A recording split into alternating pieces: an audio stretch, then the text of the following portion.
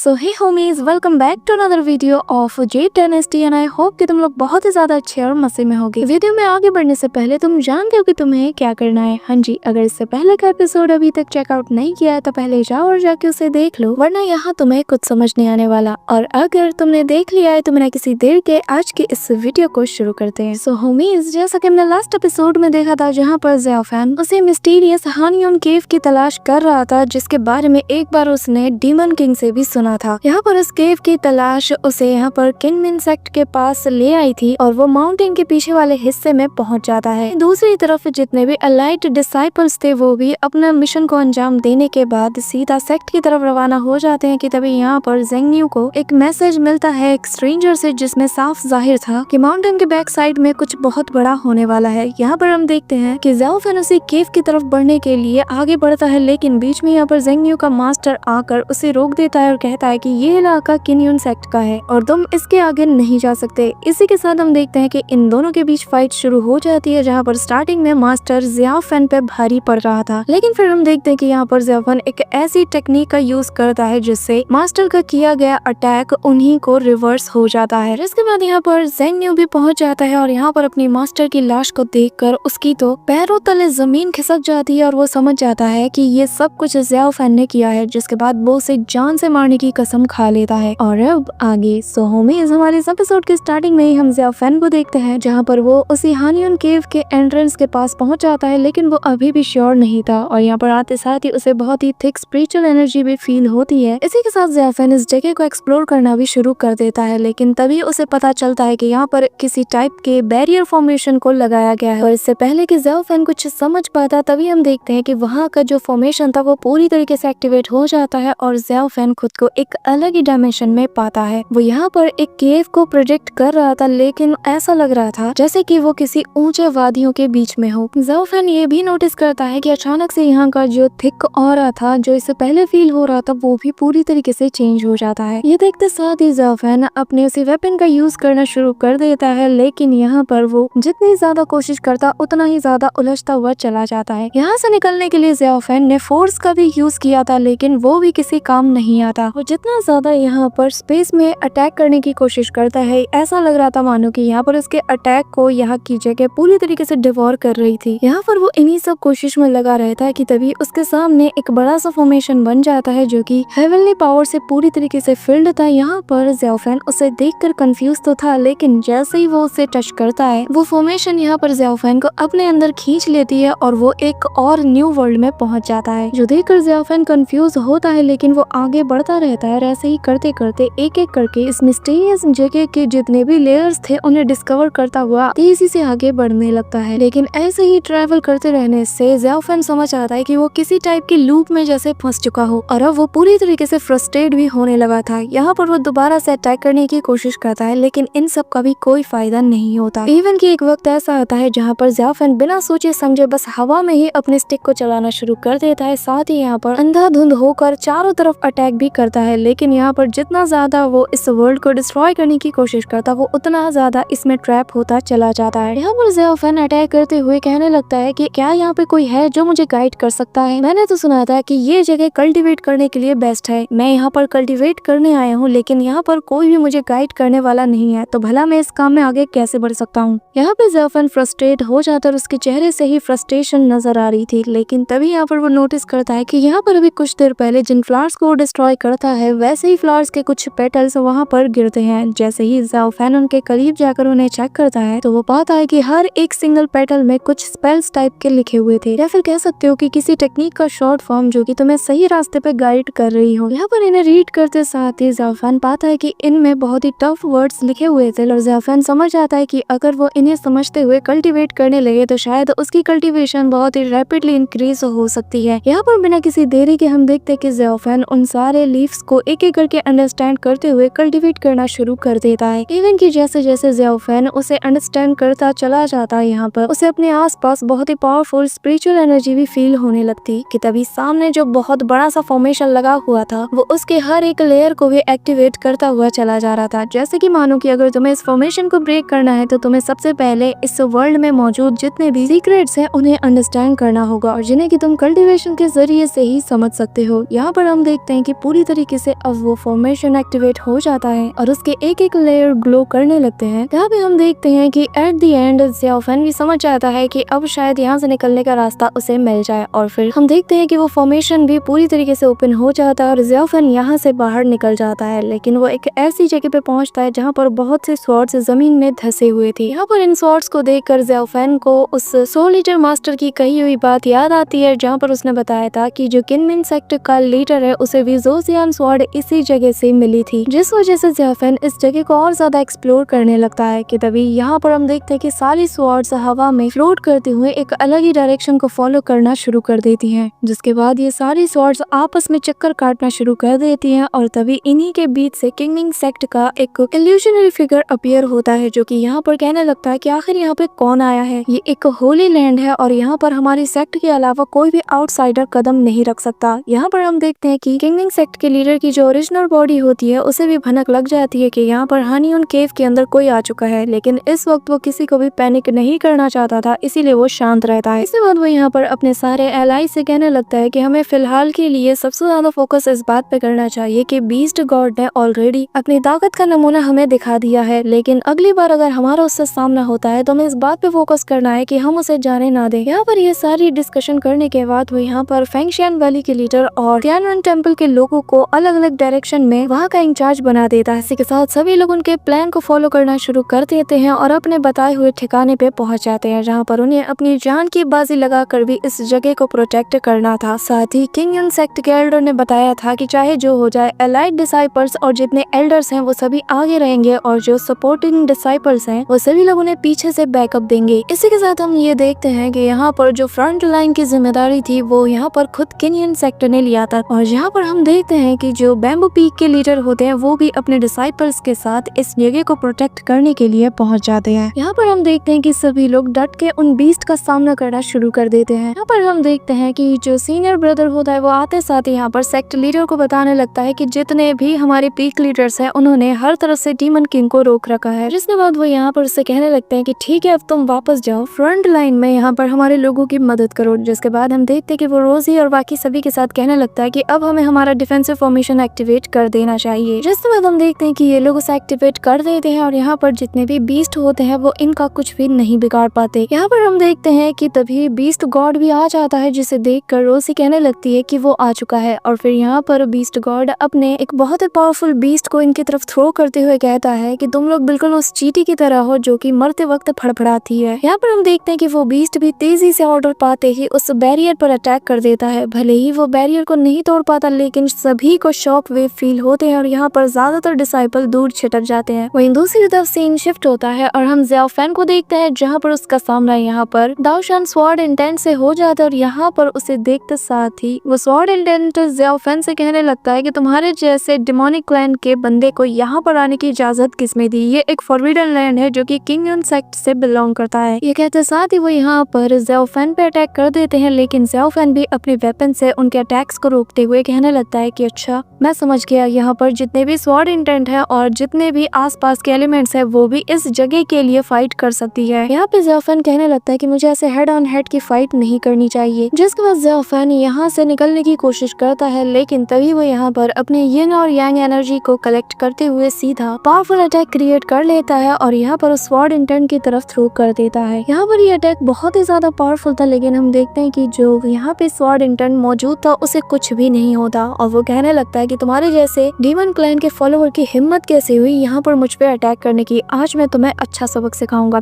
साथ ही वो भी ज़ियाओ फैन पर अटैक करने के लिए आगे बढ़ता है, जो देखकर ज़ियाओ फैन भी यहाँ पर खुद को होल्ड नहीं करता, क्योंकि वो भी समझ चुका था कि जब तक मैं इसे नहीं मारूंगा तो इसके आसपास चल रही कोई भी चीज मेरे कंट्रोल में नहीं आएगी। यहाँ पर हम देखते हैं कि दोनों ही एक दूसरे पर ताबड़तोड़ अटैक करना शुरू कर देते हैं और कोई भी हार नहीं मानता। लेकिन फिर यहाँ पर ज़ियाओ फैन अपना एक ट्रैपिंग फॉर्मेशन को एक्टिवेट करना शुरू कर देता है, जहाँ पर हम देखते हैं कि हैंड साइन बनाते साथ ही वो यहाँ पर अपनी पावर का यूज करते हुए उस फॉर्मेशन को क्रिएट कर लेता है और यहाँ पर अपने हैंड्स को बिना मूव किए उस फॉर्मेशन को कंट्रोल करने की कोशिश करता है, जो देखकर यहाँ पर वो स्वॉर्ड इंटेंट जो कि यहाँ पे मौजूद थी वो भी हैरान हो जाता है। इसी दौरान सीन शिफ्ट होता है और हमें यहाँ पर किंगमिन सेक्ट के डिसाइपल्स का सीन दिखाया जाता है, जो कि अभी भी बैरियर के अंदर मौजूद थे। पर यहाँ पर ये व्हाइट बोन डेमोनिक क्रिएचर जिसने की तांडव मचा के रखा था वो लगातार अपनी टेल्स इनके बैरियर पर अटैक करता है, जिसके इम्पैक्ट से एक एक करके सारे डिसाइपल्स नॉकआउट होने लगते हैं। एलाइट डिसाइपल्स इन सभी को इनकरेज करते हैं, लेकिन यहाँ पर हम देखते हैं कि रोजी को अपने साथियों की बहुत ही ज्यादा फिक्र होने लगती है, क्योंकि उसी के आंखों के सामने ये लोग एक एक करके मारे जा रहे थे, जिस वजह से यहाँ पर रोजी डिसाइड करती है कि अब उसे अपने दोस्तों के लिए खुद को सैक्रिफाइस करना होगा। और वो कहने लगती है कि तुम सभी लोग आगे बढ़ो और हर हाल में इस बैरियर को प्रोटेक्ट करना, मैं यहाँ पर इनका ध्यान बटाती हूँ। ये कहते साथ ही वो फॉर्मेशन से बाहर चली जाती है, जो देखकर यहाँ पर सीनियर ब्रदर कहने लगता है कि रोजी ऐसा मत करो। उसके बाद वो यहाँ पर हवा में आ जाती है कि तभी उसकी दोस्त भी आकर कहने लगती है कि ऐसा मत करो, जिस पर वो कहती है कि हमारे पास वक्त नहीं है, जाकर हमारे ग्रेड फॉर्मेशन को और ज्यादा मजबूत करो, मैं तब तक यहाँ पर इसका ध्यान बटाती हूँ। इसी दौरान हम देखते हैं कि जो किंगमिंग सेक्ट का लीडर साथी जो बाकी के लीडर्स थे वो भी कहने लगते हैं कि हम भी इसमें तुम्हारा साथ देंगे। जिसके बाद ये तीनों भी अपनी पावर को एक्टिवेट करना शुरू कर देते हैं और यहाँ पर तियानयुन टेम्पल का जो मोंग होता है वो यहाँ पर अपनी 3 रियलम रिफाइंड